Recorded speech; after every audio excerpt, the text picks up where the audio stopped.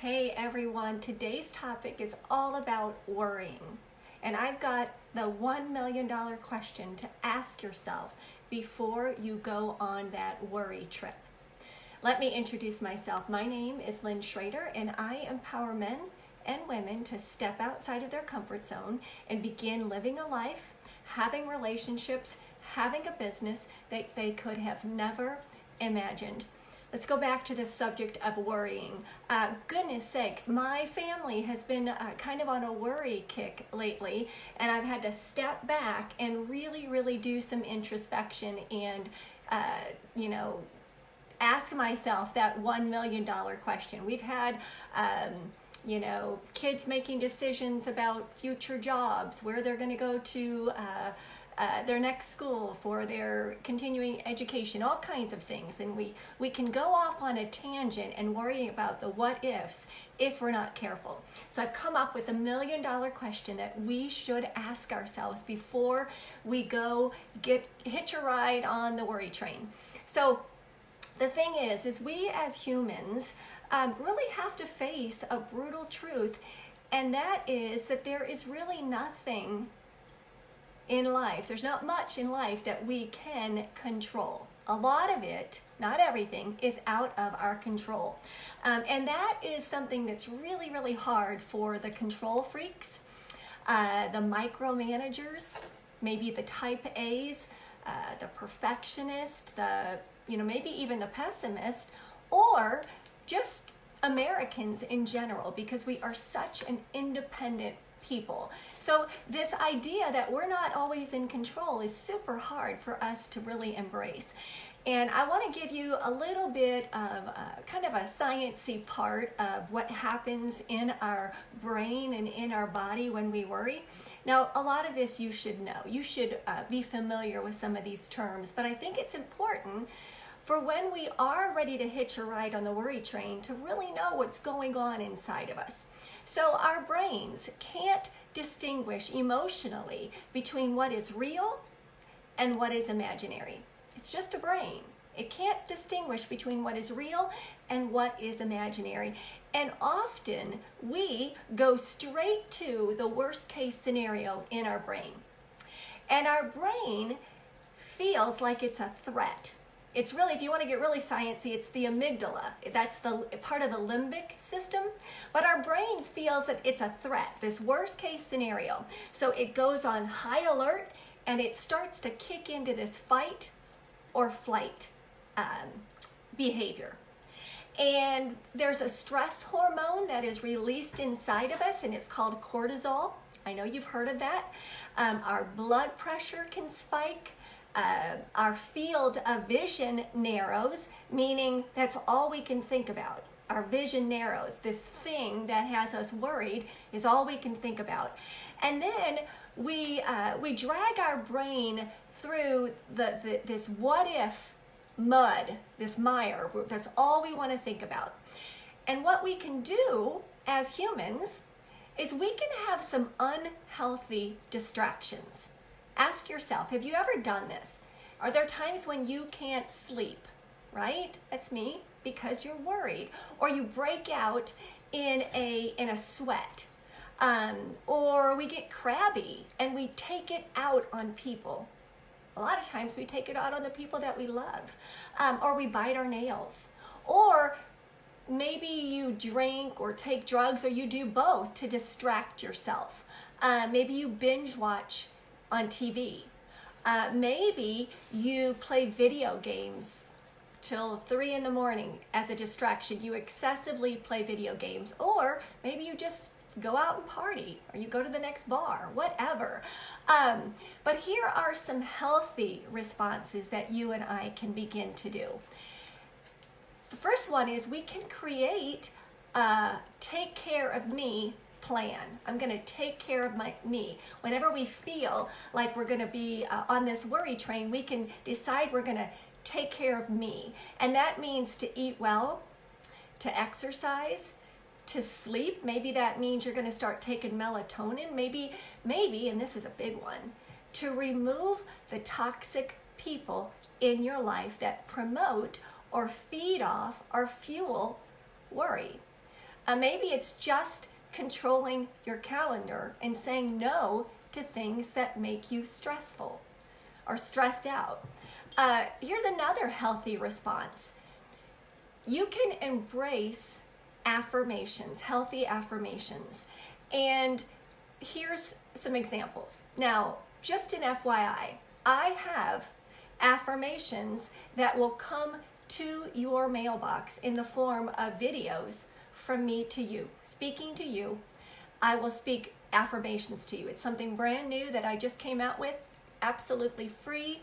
I'm all about affirmations. I'm all about making people believe positive things about themselves because they're true. But what you can do as a great response to worry is to embrace healthy affirmations. And those are like mantras. And what they do is they calm you and they remind you of what is true. And here's some examples. Don't worry, be happy. I'm not going to worry, I'm going to be happy. You can repeat, I have a purpose. This thing has a purpose. I am significant, or I am strong. I am able to work through anything that this brings on. I can handle anything. I am loved.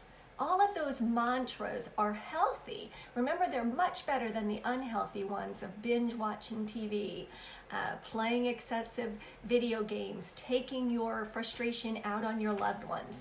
Here's another healthy alternative when you feel like you want to jump on the worry train. Determine ownership. Determine that you're in charge. What can you really control in this situation? Challenge your anxious thoughts. Put them under a microscope and say, who's in charge? Who's in charge? Now, sometimes we can have distorted, I like to call them the funhouse mirror, distorted worry thinking. And these are so common. Do you know somebody who does this, or do you do this? Do you have all or nothing thinking? And by the way, I'm getting to the $1 million question you can ask yourself, I promise. Do you have all or nothing thinking? If things aren't perfect, then you're a failure. That is an all or nothing worry thinking. Are you an overgeneralizing thinker? Meaning you've had one bad experience and that means whatever that was is true forever. Here's an example. Maybe you had a failed relationship at one point in your life, and from this day forward, you live off of that generalization that one bad experience will never change my experiences from this on out. So from this day forward, so I'm not even going to go there. I'm not going to date again. I'm not going to get married again. That's overgeneralization. Number 3, do you focus on the negative and you miss the positive? So easy to do. Do you find that one thing that's negative in a field of positives and you pick it out and then you worry about it?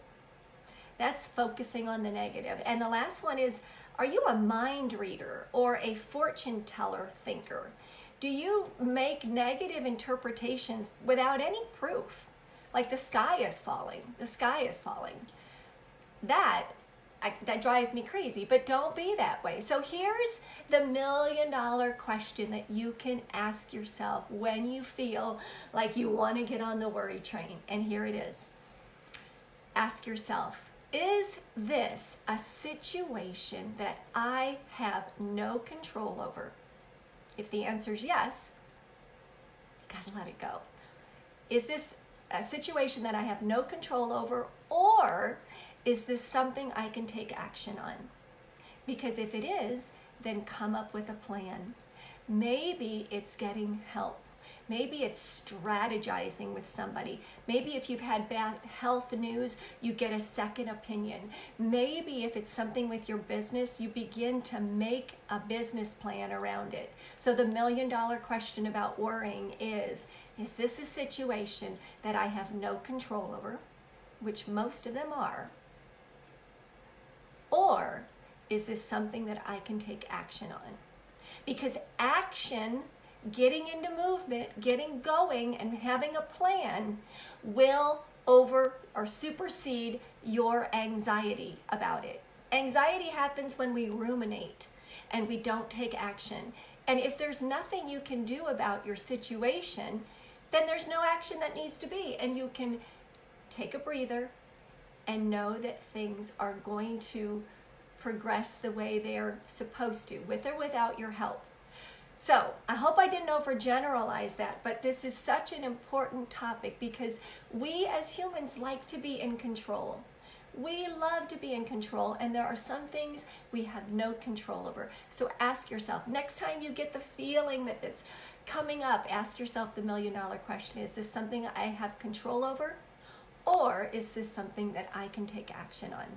Hey, I hope you got some value out of this. Here's the deal. I'm going to drop those affirmations in the comment section. 3 things that you can do. You can head over to my YouTube channel and hit the subscribe button. Got tons of free content on there.